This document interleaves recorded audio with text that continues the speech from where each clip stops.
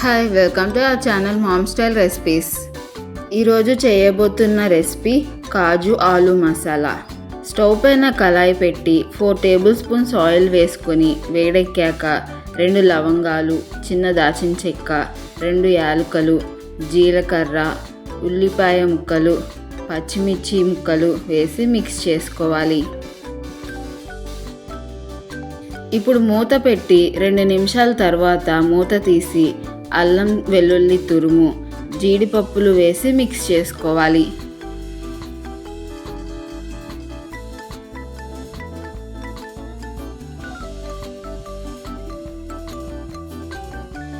మొత్తం ఎర్రగా వేగిన తర్వాత టమాటా పేస్ట్, 1 టీ స్పూన్ జీలకర్ర పౌడర్, 1 టీ స్పూన్ ధనియాల పౌడర్, 1/2 టీ స్పూన్ మిరియాల పౌడర్, 1 టేబుల్ స్పూన్ కారం, రుచికి సరిపడా సాల్ట్ వేసి మిక్స్ చేసుకోవాలి.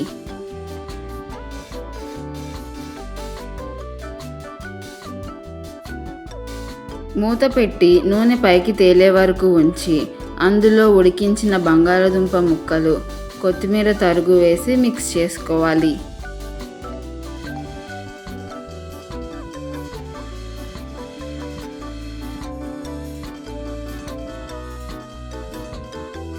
మూత పెట్టి 2 నిమిషాలు వేగిన తరువాత 1 గ్లాస్ వాటర్ని యాడ్ చేసి అందులో కరివేపాకు, కొత్తిమీర తరుగు వేసి మూత పెట్టుకొని ఉడుకుతున్నప్పుడు ఒకసారి మిక్స్ చేసుకుని నూనె పైకి తేలే వరకు ఉంచి స్టవ్ ఆఫ్ చేసుకోవాలి.